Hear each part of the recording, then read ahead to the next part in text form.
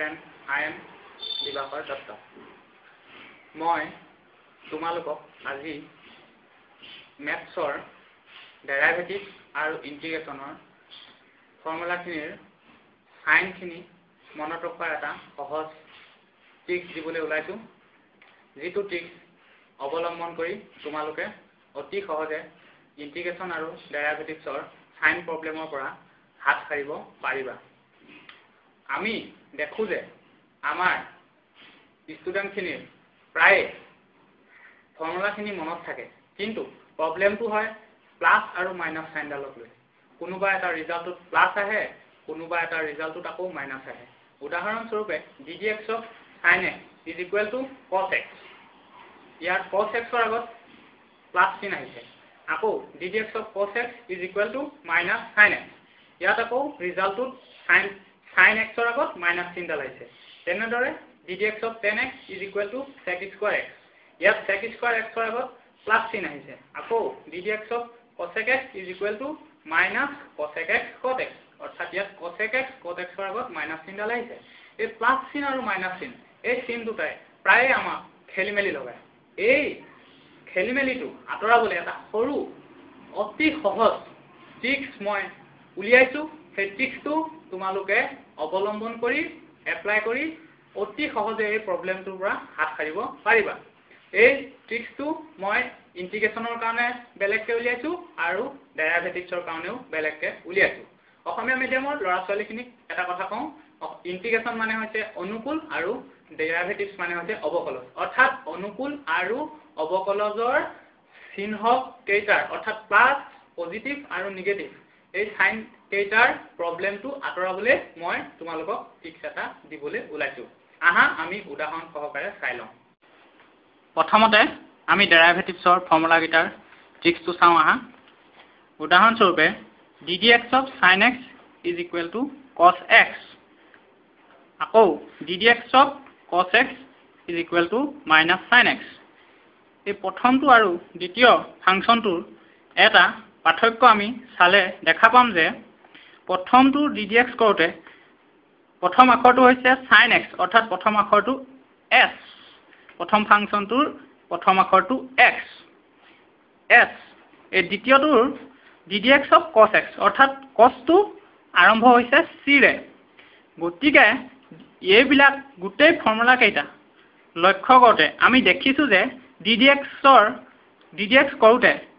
যিটো ফাংচনৰ আমি ddx কৰিম সেই ফাংচনটো যদি প্ৰথম আখৰটো c হয় তেতিয়া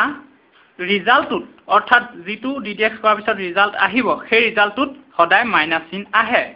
আহা আমি চাই লওঁ বুজি পাইছা নহয়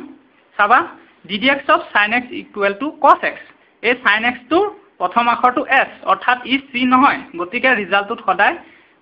প্লাস আহে cos x আহিছে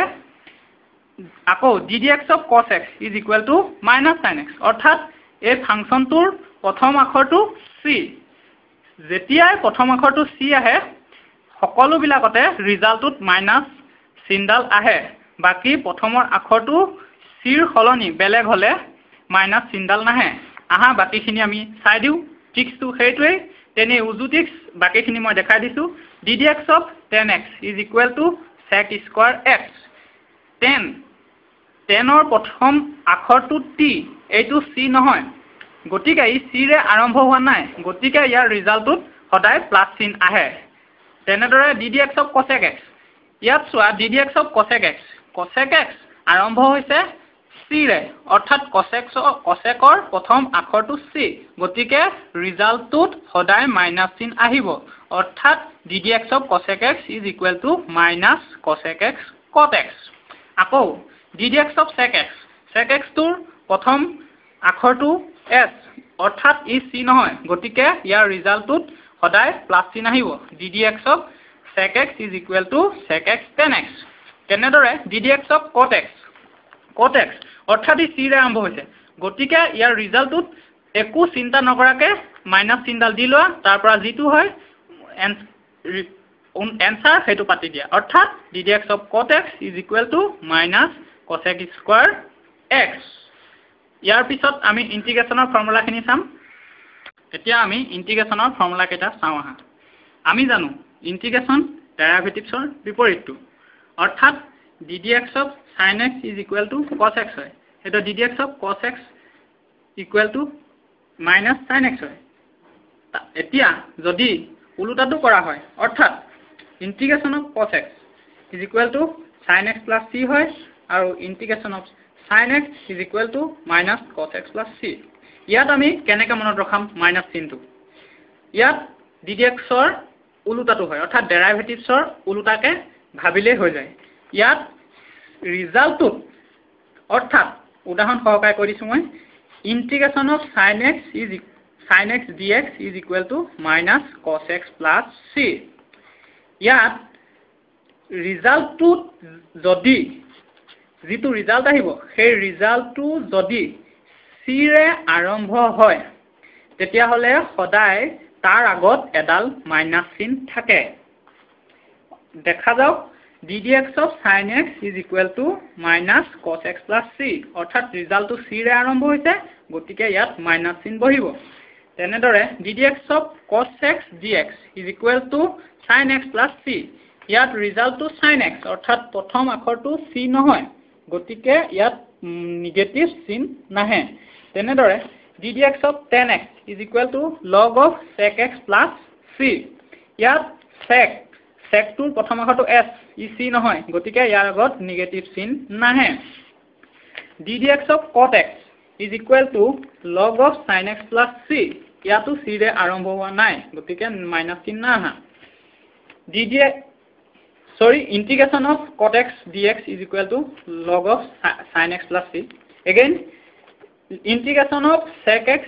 dx is equal to log of sec x plus tan x plus c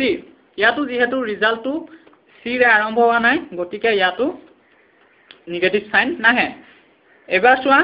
integration of cosec x dx is equal to log of cosec x minus cot x plus c ইয়াত ৰিজাল্টটো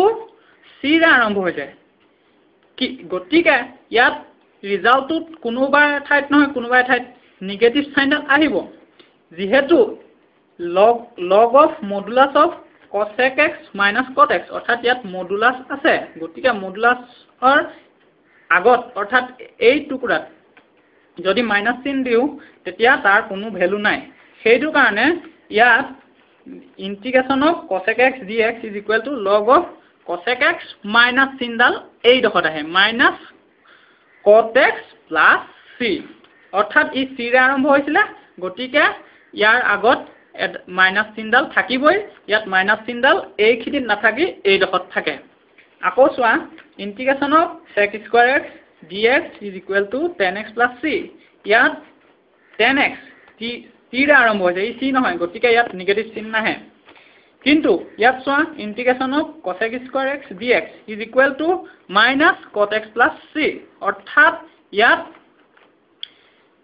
ৰিজাল্টটো c ৰে আৰম্ভ হৈছে cot x ৰ প্ৰথম আখৰটো c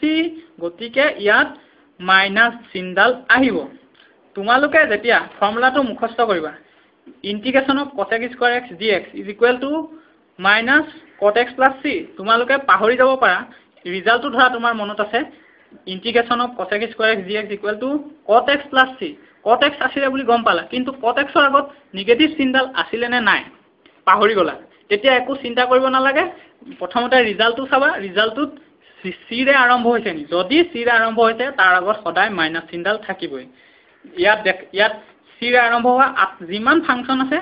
সকলো ফাংচনতে c ৰে আৰম্ভ হোৱা নিগেটিভ চিনডাল থাকিব আকৌ আমি আৰু আছে ফৰ্মুলা দেখাই দিছো integration of sec x tan x dx is equal to sec x plus c ইয়াত ৰিজাল্টটো sec x গতিকে ইয়াত sec ই s ৰে আৰম্ভ হৈছে c ৰে আৰম্ভ হোৱা নাই গতিকে ইয়াত নিগেটিভ চিন নাহে আকৌ integration of cosec x cot x dx is equal to minus cosec x plus c ইয়াত দেখা ৰিজাল্টটো c ৰে আৰম্ভ হৈছে গতিকে ইয়াত মাইনাস চিনডাল আহিব তোমালোকৰ এতিয়া গম পাইছা নহয় যেতিয়া ৰিজাল্টটো c ৰে আৰম্ভ হ'ব তাৰ আগত সদায় মাইনাস চিন আহিব মনত ৰাখি থবা তুমি যদি পাহৰি যোৱা উদাহৰণ যদি ইন্টিগ্ৰেশন of cosec x cot x dx is equal to তোমাৰ মনত আছে cosec x plus c হ'বনে minus cosec x plus c হ'ব খেলিমেলি লাগিছে তুমি একো চিন্তা কৰিব নালাগে ৰিজাল্টটো যেহেতু c ৰে আৰম্ভ হৈছে গতিকে তাৰ আগত মাইনাস চিন দি দিয়া এতিয়া এই একেকেইটা কে ইনভাৰ্স ট্ৰিগনোমেট্ৰি ফাংচনটো সেই একেটা নিয়মে খাটিছে চোৱা integration of dx by root over 1 minus x square x is equal to sin inverse x plus c অর্থাৎ ইয়াত sin inverse to s এৰে আৰম্ভ হৈছে ইয়াত c নাই গতিকে ইয়াত নিগেটিভ চিন নাহে আনতে integration of dx is equal dx by root over 1 minus x square year result দুটা আহে জানা এটা sin inverse of x আহে এটা cos minus cos inverse of x আহে যেতিয়া cos আহে ৰিজাল্টত যেতিয়া cos আহে তেতিয়া c ৰে আৰম্ভ হয় প্ৰথম আখৰটো গতিকে ইয়াত মাইনাস চিনডাল আহিবই তেনেদৰে ইন্টিগ্ৰেশন of dx by root over 9 1 plus x square is equal to tan inverse of x tan to t ৰে আৰম্ভ হৈ যায় c নহয় গতিকে ইয়াত নিগেটিভ চিন নাহে ইন্টিগ্ৰেশন of dx by 1 plus x square is equal to minus cot inverse of x plus c ইয়াত cot এ আৰম্ভ হৈছে c গতিকে ইয়াত নিগেটিভ চিনডাল আহিছে অৰ্থাৎ integration of dx by 1 plus x square যেতিয়া ৰিজাল্টটো 10 ত প্ৰকাশ কৰিবা তেতিয়া নিগেটিভ চিন নাহে আৰু যেতিয়া এই একেটা ফাংচনকে ইন্টিগ্ৰেশন কৰিছা কটত প্ৰকাশ কৰিব লাগে তেতিয়া ইয়াৰ আগত নিগেটিভ চিনডাল আহে তেনেদৰে integration of dx by x into root over x square minus 1 is equal to sec inverse of x ইয়াত sec to s এ আৰম্ভ হৈছে c নাই গতিকে ইয়াত নিগেটিভ চিন নাহে কিন্তু integration of একেটা function 1 by x into root over x square minus 1 একে ইয়াক cosecত প্ৰকাশ কৰিব খুজিছা তেতিয়া cosec inverse minus cosec inverse x plus c অৰ্থাৎ ই c ৰে আৰম্ভ হৈছে সেইটো কাৰণে ইয়াত নিগেটিভ চিনডাল আহিছে এতিয়া শেষত সামৰণিটো কি হ'ল সাধাৰণ ট্ৰিক্স ddx-ত অৰ্থাৎ ডেৰাইভেটিভছত যেতিয়াই ফাংচনটো যিটো ফাংচনৰ ডেৰাইভেটিভ কৰিবা সেই ফাংচনটো যদি c ৰে আৰম্ভ হয় তাৰ ৰিজাল্টটোত সদায় মাইনাস চিনডাল আহে আৰু ইন্টিগ্ৰেশনত ইয়াৰ বিপৰীতটো অৰ্থাৎ ফাংচনটো ইন্টিগ্ৰেশন কৰাৰ পিছত ৰিজাল্ট যিটো আহিব সেই ৰিজাল্টটো যদি c ৰে আৰম্ভ হয় তেতিয়া তাৰ আগত একো চিন্তা নকৰাকৈ মাইনাস চিনডাল দি দিবা তোমালোকৰ তেতিয়া এই চিনটো মনত ৰখাৰ অকনো প্ৰবলেম নহয় ধন্যবাদ ইয়াৰ পিছত মই কেমিষ্ট্ৰিৰ সলিড ষ্টেটৰ কেইটামান ট্ৰিক্স দিম তাৰ বাবে মোৰ পাছৰ ভিডিঅ' চাই থাকা